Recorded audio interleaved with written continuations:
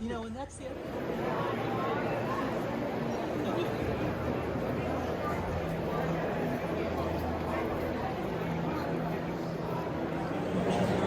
So I'm here at the Bigfoot conference in Ocala, Florida, at the Equestrian Center. Doing a lecture behind me. There's a lot more people here than I expected. It's quite busy.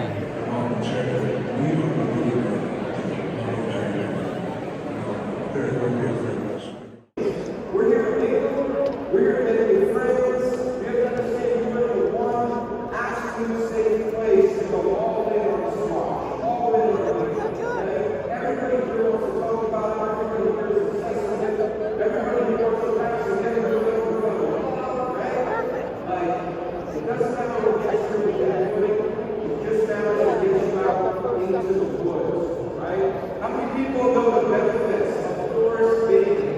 Has anyone heard of the term forest bathing? It's a real thing. It's a real thing, people. You go into the woods and you come out and you feel better.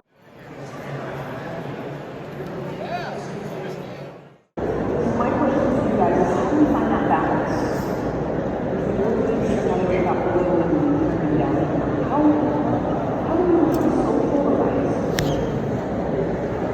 And in ways, we're always speaking more about what is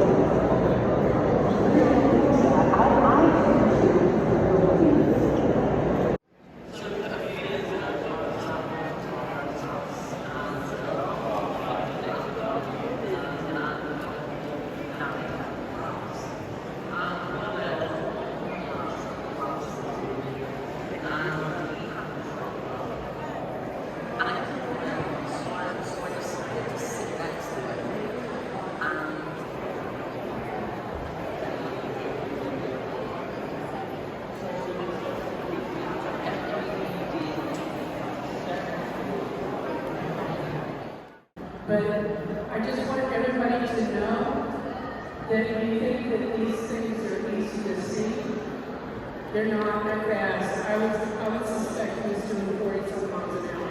They're extremely fast. You're lucky to get them on film, and they're smart. They're really smart. The curve disappeared. And then the curve reappeared. Something was hanging out, but not far enough from the road. Like Travis could see what it is. The two guys eventually did see something cross the course. I didn't see it, they did.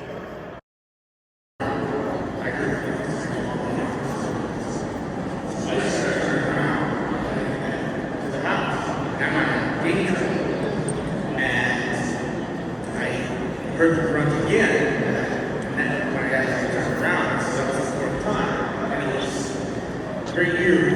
I said, well, I need to hurry up and get back to the house. So he started doing this, and they said, oh, not you too.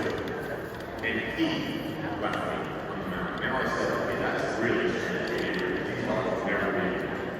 And I said, well, I'm almost at the top of the mountain. I'm going to take a look, see around, and what happened? I got to the top of the mountain. Let me tell you, it was the eeriest thing I've ever felt in my life. The next morning I go out and I see where the grass is pressed down. I see where the dirt 9 foot up has been knocked off the house. I'm going up. This doesn't make sense. No trees falling, nothing. So I go by that, I look at the town places you can put Bigfoot. It comes up in the BFR report. There was reported there that basically it was either what the address was, but it was, I could tell by whatever it did there, it was like near our apartment. It was close enough that I could see where the hair started on its face and got thick. It was close enough that I could see the glare in its eyes. As it walked by, it made eye contact with me. I could see the iris of the eye. And it broke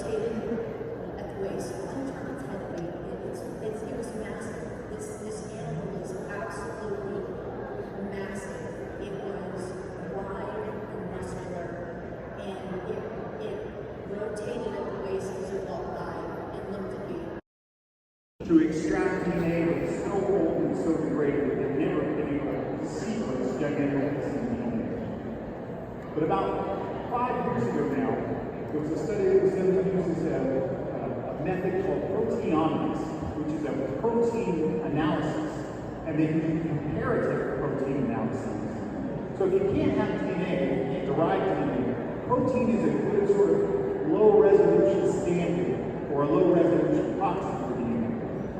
So in studying the proteins available in the tooth enamel and in the bone of Gigantopithecus, we can now firmly know that Gigantopithecus, their closest living relative, is the orangutan, but they diverged from a common ancestor about 10 to 12 million years ago.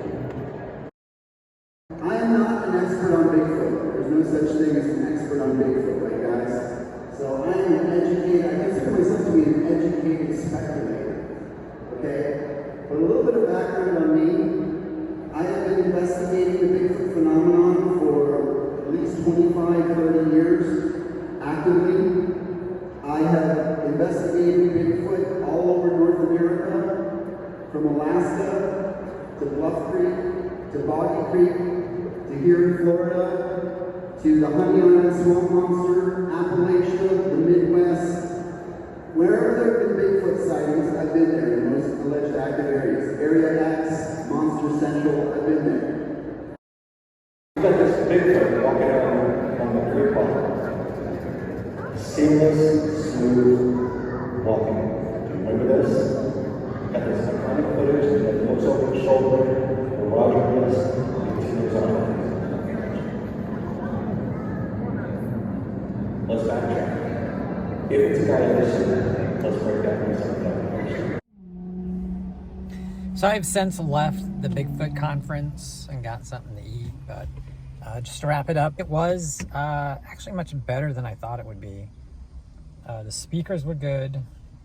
The location was nice and they filled it pretty good. It also went off without a hitch. There was no delays or anything. It was just well run.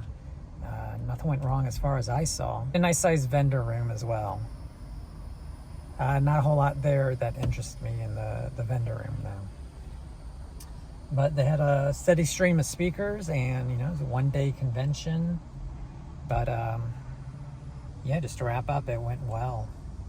Please drive safe, be good to each other, and get your butts in the woods. See you next year.